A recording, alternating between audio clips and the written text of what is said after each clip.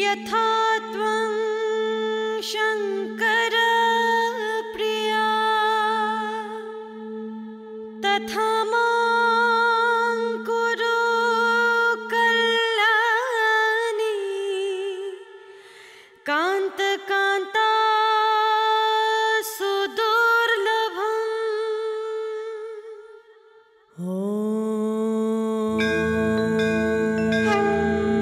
सर्वमंगलमांगल्ये शिवे सर्वार्थसाधिके शरण्ये त्र्यंबके गौरी नारायणी नमोस्तुते।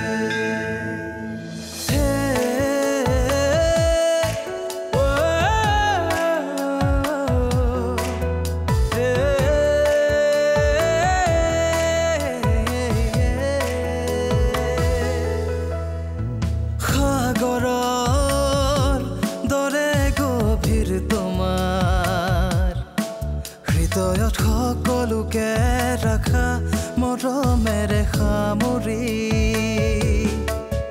বৰষুণৰ প্ৰতিটো টোপাল তুমি ন জীৱনৰো এক গাথা তুমি সুখে দুখে প্ৰতি পলে বিলীন হৈ আছা তুমি তুমি পুষ্পাঞ্জলি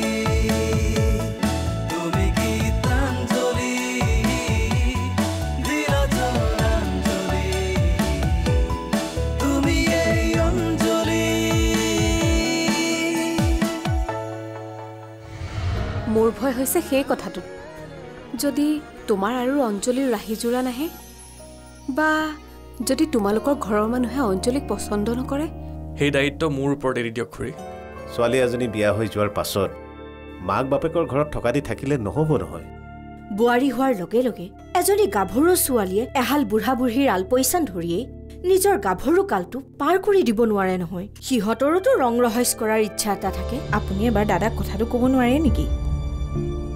দাদাৰ কথা মতে মই কামহে কৰোঁ, দাদাক উপদেশ দিয়াৰ সাহস মোৰ নাই। উপদেশ দিব নালাগে নহয়, দাদাক কথাষাৰ সুধিবহে লাগে। মই সুধিব নোৱাৰো দেই, সেইবোৰ কথা মোক নকবা। কি যে মানুহ নহয়। জিতৰ বিয়া পাতিম বুলি খবৰটো তেওঁলোকক কোনে দিলে?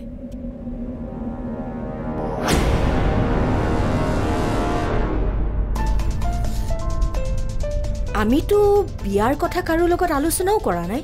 কথাটো হয় পিছে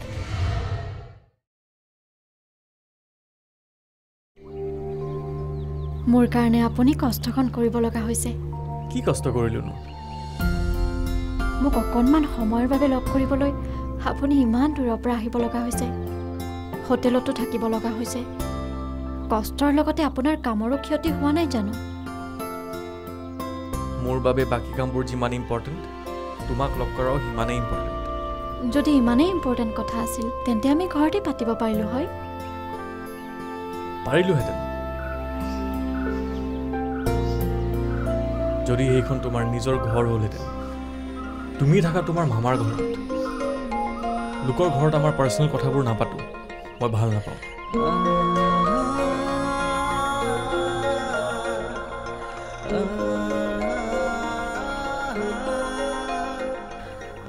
আপুনি এনেকুৱা এজনী ছোৱালী ভাল পালে যাৰ এখন ঘৰো নাই।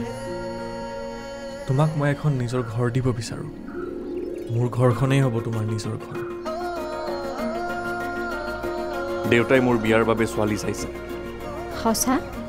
পাইছেনে নাই আপোনাৰ উপযুক্ত ছোৱালী? দেউতাই মোৰ কাৰণে এজনী ছোৱালী পাইছে।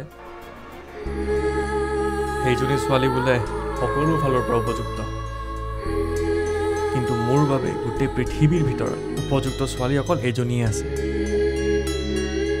সেইজনী হ'লা তুমি। আপোনাৰ দেউতাই যদি মোক ৰিজেক্ট কৰে? মই সেইটো কথাকে তোমাৰ লগত পাতিব ওলাইছোঁ। ঘৰত মই তোমাৰ কথা কৈছোঁ, কিন্তু দেউতাৰ নিৰ্বাচনত তুমি উঠা নাই। কাৰণ মই কেও কিছু নোহোৱা এজনী দুখীয়া ঘৰৰ ছোৱালী। দেউতাহঁতে মোৰ হৃদয়ৰ প্ৰয়োজনখিনি বুজি নাপায়, নুবুজাটোৱে স্বাভাৱিক। কিন্তু মই মোৰ হৃদয়ৰ প্ৰয়োজনতহে বিয়া কৰিম। আৰু মোৰ প্ৰয়োজন তুমি ঘৰৰ সকলো অমতত যদি মই তোমাক লৈ যাওঁ তুমি মোৰ লগত সংসাৰ কৰিবলৈ ৰাজি আছানে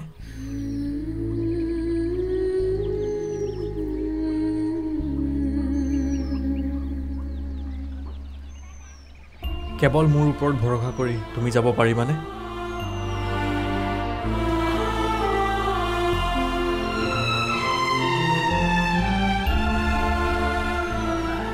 ঘৰৰ অমতত বিয়া হৈ আমি জানো সুখী হ'ব পাৰিম বিয়া নহ'লেওতো সুখী হ'ব নোৱাৰো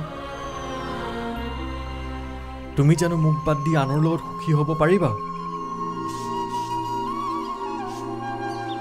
কোৱা পুষ্পা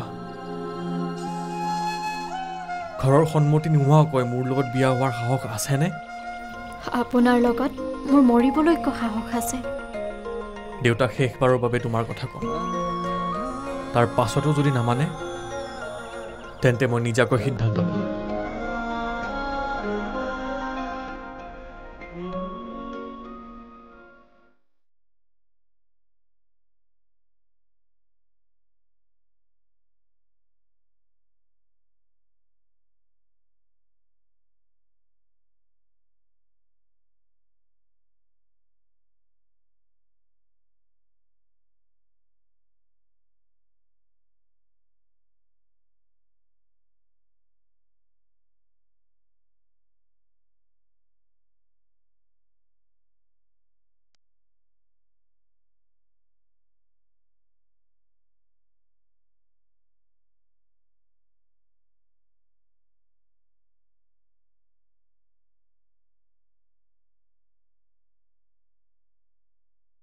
আহো ঠিক আছে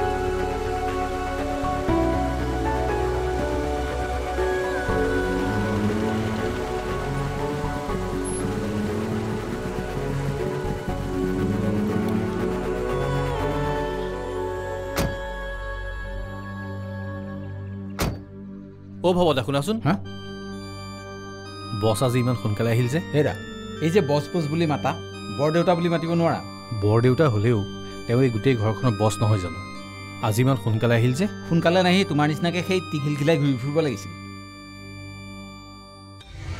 আপোনাৰ দৰে যদি খুৰীয়েও ভাবিলেহেঁতেন খুৰাই যিমান কষ্ট কৰি নাহিলেও খুৰীৰ কোনো কাণখাৰেই নাই হ'ব এতিয়া লোকৰ বদনাম ইয়াত গাই থাকিব নালাগে বদনাম গোৱা নাই নহয় কথাটোহে কৈছো এই দয়া আহিল নেকি নাই অহা দাদা আহিলে মোক লগ কৰিবলৈ ক'বাচোন এই জিতলে যে ছোৱালী দিছে মানুহ ঘৰ তেওঁলোকে ফোন কৰি আছে আমি দুটা কাইলৈ তেওঁলোকৰ ঘৰৰ পৰা অহাটো ভাল হ'ব যদি মানুহঘৰ আৰু ছোৱালীজনী ভাল লাগে তেন্তে কথা বতৰাবোৰ একদম ঠিক কৰিয়ে আহিব দাদা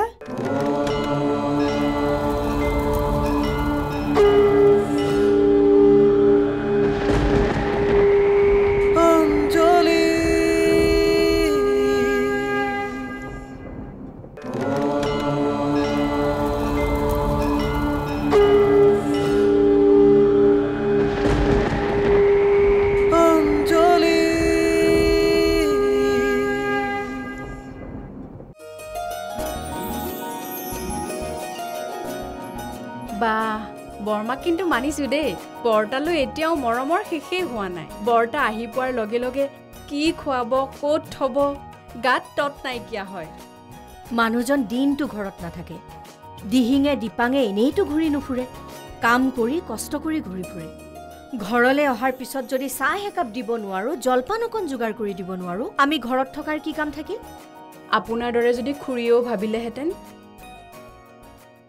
খুৰাই যিমান কষ্ট কৰি নাহিলেও খুৰীৰ কোনো কাণখাৰেই নাই হ'ব এতিয়া লোকৰ বদনাম ইয়াত গাই থাকিব নালাগে বদনাম গোৱা নাই নহয় কথাটোহে কৈছোঁ ঘৰৰ আন মানুহবোৰৰ সোধপোছ নাৰাখিলেও নিজৰ মানুহজনকে যদি এগিলাচ চৰ্বতকে দিলেহেঁতেন তই এইবোৰ কথা কৈ থাকোঁতে থাকোঁতে কামখিনিও শেষ নহ'বগৈ ইফালে যদি বৰদেউতা ক'ৰবালৈ ওলাই যায় জলপান কোনো দিয়া নহ'ব যাচোন বৰদেউতাক ডাইনিঙলৈ মাতি আন হ'ব বৰমা মঞ্জু আমাৰ এখেত মুখ হাত ধুই আহিল নেকি অঁ দাদা ড্ৰয়িং ৰুমতে বহি আছে মই একদম ধুনীয়াকৈ চৰ্বত এগিলাচ দি আহিলোঁ চৰ্বত দাদাই চৰ্বত গিলাচ খাই বৰ ভাল পাইছে জানেনে তুমি তেখেতক চৰ্বত কিয় দিলা দাদাই ঠাণ্ডা পানী এগিলাচ খুজিছিল মই ফ্ৰিজটো খুলি দেখি চৰ্বতৰ বটলটো দেখি বোলো কিনো সুদা পানী দিম আৰু চৰ্বতকে দি দিলোঁ তুমি খাই দিলা মঞ্জু এই চুগাৰ থকা মানুহটোক বজাৰৰ পৰা কিনি অনা চৰ্বত খুৱাই মাৰিব খুজিছা তুমি মই দাদাৰ চুগাৰৰ কথাটো পাহৰিয়ে থাকিলোঁ তুমিও যে কামবোৰ কৰা নহয় মঞ্জু এতিয়া মানুহজনৰ গাটো বেয়া নহ'লেই হৈছে আৰু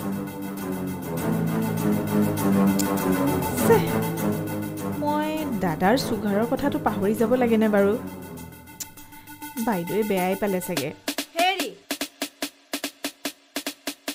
আপুনি এইবোৰ কি কাম কৰি থাকে কওকচোন মঞ্জুৱে আপোনাক চৰ্বত গিলাচ দিলে বুলি আপুনি খাই দিব লাগে নেকি তুমি যেনেকৈ আৰম্ভ কৰিলা মই ভাবিলোঁ মই কিজানি কিবা অপৰাধী কৰিলোঁ নেকি চুগাৰৰ দৰৱ খাই থকা মানুহে বজাৰৰ পৰা অনা চৰ্বত খালে অপৰাধ কৰাই বুজায় মঞ্জুলে বেছি চেনি দিয়া নাই নহয় কি মঞ্জুলে আকৌ চৰ্বতত চেনিও দি দিছে নহয় অকণমান হেৰি এটা কাম কৰিম দিয়া গাটো যদি বেয়া লাগে ৰাতিলে দৰৱ এটা বেছিকৈ খাই দিম এই মানুহজনে নিজৰ স্বাস্থ্যৰ যতন নল'লে কেনেকৈ হ'ব বাৰু বেমাৰ হ'ল বুলিনো আৰু কিমান বাচি খাবাহে এনেকৈ যদি খাবই নোৱাৰোঁ তেতিয়াহ'লেনো এই জীয়াই থাকি কি লাভ মনে মনে থাকক হে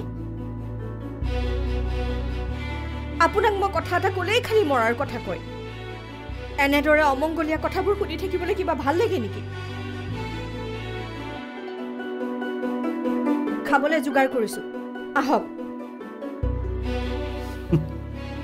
এওঁৰ আগত মৰাৰ কথা ক'লে বৰ বেয়া পায় যেন কাকো কেতিয়াও মৰিবলৈ নিদিবই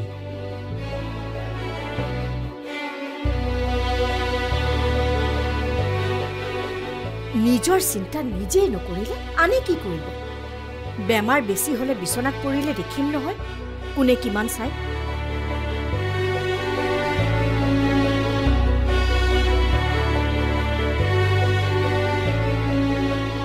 বাইদেউ আপুনি মোক বেয়া নাপাব মই দাদাৰ চুগাৰ থকা কথাটো একদম পাহৰি গ'লোঁ তুমি যেনিবা দিলাই দাদাই খাব নালাগে নহয় হেৰা কি খাবলৈ আছে দিয়া ঘিউ মৌ চেনি যি মন যায় খাওক মই ক'বলৈ কোন বেয়া বস্তুবোৰ আপোনাক খাবলৈ মানা কৰি আপোনাক অত্যাচাৰহে কৰিছোঁ এই দয়া আহিল নেকি নাই অহা দাদা আহিলে মোক লগ কৰিবলৈ ক'বাচোন এই জিতলে যে ছোৱালী দিছে মানুহঘৰ তেওঁলোকে ফোন কৰি আছে আমি দুটা কাইলৈ তেওঁলোকৰ ঘৰৰ পৰা অহাটো ভাল হ'ব যদি মানুহঘৰ আৰু ছোৱালীজনী ভাল লাগে তেন্তে কথা বতৰাবোৰ একদম ঠিক কৰিয়ে আহিব দাদা জিতৰ বিয়াখন সোনকালে হ'ব লাগে কোনো দৰকাৰ নাই জিতৰ বিয়াৰ কথা কোনেও চিন্তা কৰিব নালাগে একো চাই থাকিব নালাগে তেনেকৈ পিঠাগুড়িয়ে নিমখে দিছোঁ পেট ভৰাই খাওক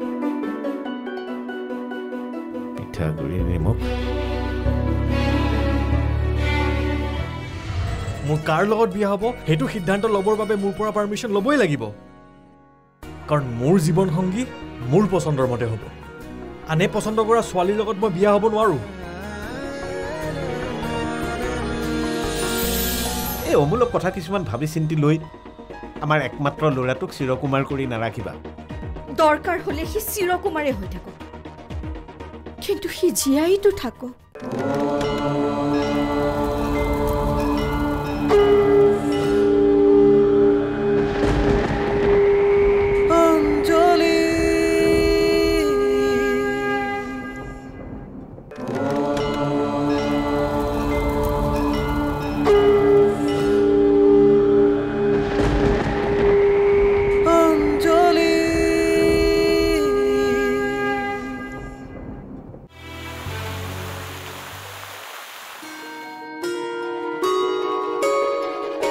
দাদা আহিলি তই ইমান ৰাতি ক'ত যাওঁ তই?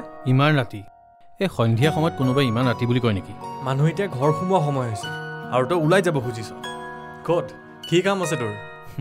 তই যে কথা কওঁ নহয়। আৰে মোৰ দৰে বেচেলৰ এটাই সন্ধিয়া সময়ত ঘৰত সোমাই থাকিব পাৰে নি কচোন? বেচেলাৰ হ'ল বুলিয়ে মানুহে ইমান উতলোৱা হ'ব নালাগে। চা ভাই, মোক বুজনি দিয়াটো বাদ দে। এতিয়াৰ পৰা তই ঘৰত সোনকালে সোমোৱাৰ অভ্যাসটো গোটাই ল। বৰদেউতাই তোৰ কাৰণে ছোৱালী চোৱাৰ কাম আৰম্ভ কৰি দিছে। বিয়া? অঁ, কাইলৈ দেউতা আৰু বৰদেউতাই তোৰ ছোৱালী ঘৰত কথা পাতিবলৈ যাব। দেউতাহঁতক এইবোৰ কাম কোনে কৰিবলৈ ক'লে? মোৰ কাৰণে ছোৱালী ঠিক কৰা পাৰ্মিশ্যন দিলে কোনে? আৰে কি যে কথা তই কওঁ নহয়। আৰে এইখন ঘৰত বৰদেউতাক কিবা কাম কৰিবলৈ কোনোবাই পাৰ্মিশ্যন দিব লাগে নেকি বাৰু? দিব লাগিব। মোৰ কাৰ লগত বিয়া হ'ব সেইটো সিদ্ধান্ত ল'বৰ বাবে মোৰ পৰা পাৰ্মিশ্যন ল'বই লাগিব। কাৰণ মোৰ জীৱন সংগী মোৰ পচন্দৰ মতে হ'ব। আনে পচন্দ কৰা ছোৱালীৰ লগত মই বিয়া হ'ব নোৱাৰোঁ।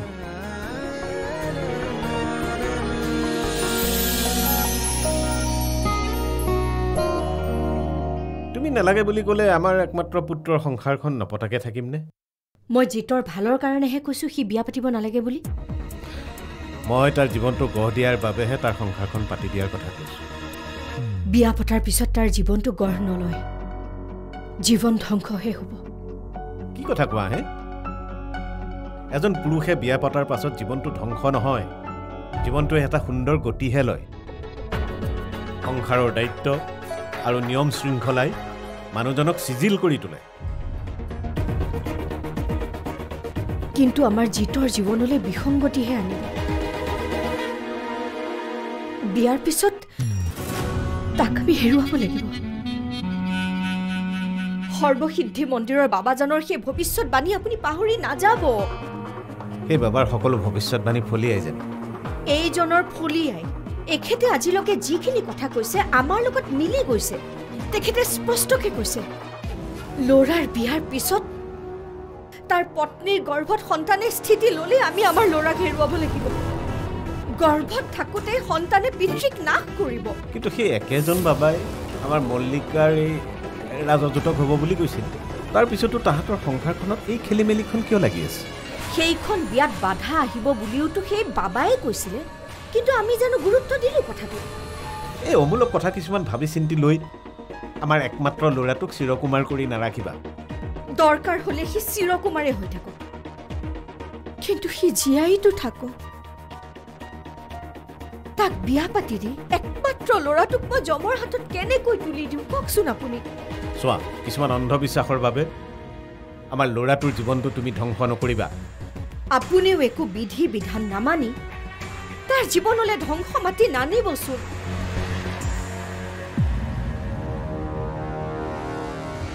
Yeah.